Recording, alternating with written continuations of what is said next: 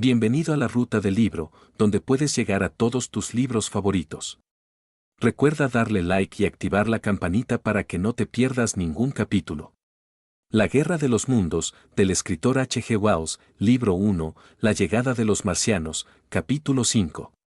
Después que hube visto a los marcianos salir del cilindro en el que llegaran a la Tierra, una especie de fascinación paralizó por completo mi cuerpo. Me quedé parado entre los brezos con la vista fija en el montículo que los ocultaba. En mi alma librábase una batalla entre el miedo y la curiosidad.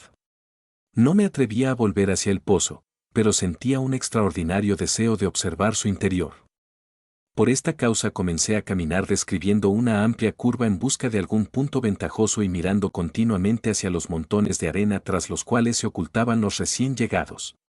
En cierta oportunidad vi el movimiento de una serie de apéndices delgados y negros, parecidos a los tentáculos de un pulpo, que de inmediato desaparecieron. Después se elevó una delgada vara articulada que tenía en su parte superior un disco, el cual giraba con un movimiento bamboleante. ¿Qué estarían haciendo? La mayoría de los espectadores había formado dos grupos, uno de ellos se hallaba en dirección a Woking y el otro hacia Chobham. Evidentemente, estaban pasando por el mismo conflicto mental que yo. Había algunos cerca de mí y me acerqué a un vecino mío cuyo nombre ignoro. ¡Qué bestias horribles!, me dijo. Dios mío. ¡Qué bestias horribles! Y volvió a repetir esto una y otra vez. ¿Vio al hombre que cayó al pozo?, le pregunté. Mas no me respondió. Nos quedamos en silencio observando los arenales y me figuro que ambos encontrábamos cierto consuelo en la compañía mutua. Después me desvié hacia una pequeña elevación de tierra, que tendría 1 metro o más de altura, y cuando le busqué con la vista vi que se iba camino de Woking. Comenzó a oscurecer antes que ocurriera nada más. El grupo situado a la izquierda, en dirección a Woking, parecía haber crecido en número y oí murmullos procedentes de ese lugar. El que se encontraba hacia Chobham se dispersó. En el pozo no había movimiento alguno. Fue esto lo que dio coraje a la gente. También supongo que los que acababan de llegar desde Woking ayudaron a todos a recobrar su confianza. Sea como fuere, al comenzar a oscurecer se inició un movimiento lento e intermitente en los arenales. Este movimiento pareció cobrar fuerza a medida que continuaba el silencio y la calma en los alrededores del cilindro.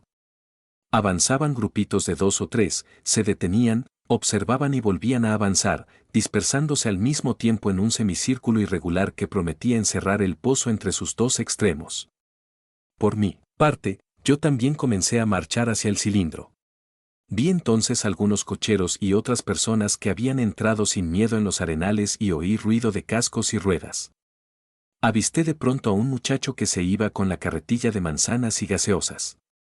Y luego descubrí un grupito de hombres que avanzaban desde la dirección en que se hallaba Orcel. Se encontraban ya a unos 30 metros del pozo y el primero de ellos agitaba una bandera blanca. Era la delegación. Habíase efectuado una apresurada consulta, y como los marcianos eran, sin duda alguna, inteligentes, a pesar de su aspecto repulsivo, se resolvió tratar de comunicarse con ellos y demostrarles así que también nosotros poseíamos facultades razonadoras. La bandera se agitaba de derecha a izquierda. Yo me encontraba demasiado lejos para reconocer a ninguno de los componentes del grupo, pero después supe que Ogilvy, Stent y Henderson estaban entre ellos. La delegación había arrastrado tras de sí en su avance a la circunferencia del que era ahora un círculo casi completo de curiosos, y un número de figuras negras la seguían a distancia prudente. Súbitamente se vio un resplandor de luz y del pozo salió una cantidad de humo verde y luminoso en 3 bocanadas claramente visibles.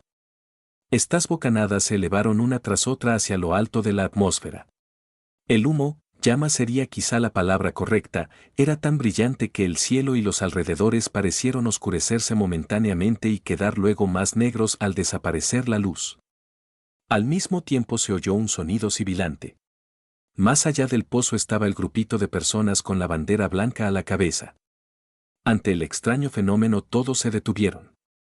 Al elevarse el humo verde, sus rostros mostráronse fugazmente a mi vista con un matiz pálido verdoso y volvieron a desaparecer al apagarse el resplandor. El sonido sibilante se fue convirtiendo en un zumbido agudo y luego en un ruido prolongado y quejumbroso. Lentamente se levantó del pozo una forma extraña y de ella pareció emerger un rayo de luz. De inmediato saltaron del grupo de hombres grandes llamaradas que fueron de uno a otro. Era como si un chorro de fuego invisible los tocara y estallase en una blanca llama. Era como si cada hombre se hubiera convertido súbitamente en una tea. Luego, a la luz misma que los destruía, los vi tambalearse y caer, mientras que los que estaban cerca se volvían para huir. Me quedé mirando la escena sin comprender aún que era la muerte lo que saltaba de un hombre a otro en aquel gentío lejano. Todo lo que sentí entonces era que se trataba de algo raro. Un silencioso rayo de luz cegadora y los hombres caían para quedarse inmóviles, y al pasar sobre los pinos la invisible ola de calor, estos estallaban en llamas y cada seto y matorral convertíase en una hoguera. Y hacia la dirección de Napil vi el resplandor de los árboles y edificios de madera que ardían violentamente. Esa muerte ardiente, esa inevitable ola de calor, se extendía en los alrededores con rapidez. La noté acercarse hacia mí por los matorrales que tocaba y encendía y me quedé demasiado aturdido para moverme. Oí el crujir del fuego en los arenales y el súbito chillido de un caballo, que murió instantáneamente. Después fue como si un dedo invisible y ardiente pasara por los brezos entre el lugar en que me encontraba y el sitio ocupado por los marcianos, y a lo largo de la curva trazada más allá de los arenales comenzó a humear y resquebrajarse el terreno. Algo cayó con un ruido estrepitoso en el lugar en que el camino de la estación de Woking llega al campo comunal. Luego cesó el zumbido, y el objeto negro, parecido a una cúpula, se hundió dentro del pozo perdiéndose de vista. Todo esto había ocurrido con tal rapidez, que estuve allí inmóvil y atontado por los relámpagos de luz sin saber qué hacer. De haber descrito el rayo un círculo completo es seguro que me hubiera alcanzado por sorpresa. Pero pasó sin tocarme y dejó los terrenos de mi alrededor ennegrecidos y casi irreconocibles. El campo parecía ahora completamente negro, excepto donde sus caminos se destacaban como franjas grises bajo la luz débil reflejada desde el cielo por los últimos resplandores del sol. En lo alto comenzaban a brillar las estrellas y hacia el oeste veíanse aún los destellos del día moribundo.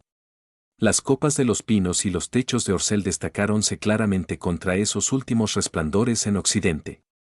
Los marcianos y sus aparatos eran ya completamente invisibles, excepción hecha del delgado mástil, en cuyo extremo continuaba girando el espejo.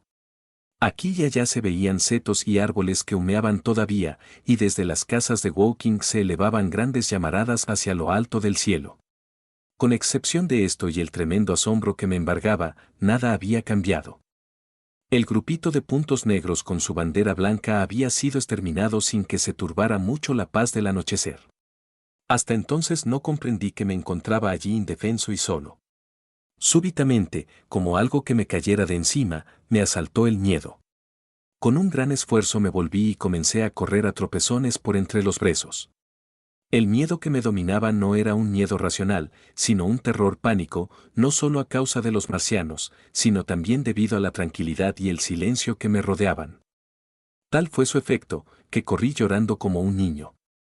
Cuando hube emprendido la carrera ni una sola vez me atreví a volver la cabeza.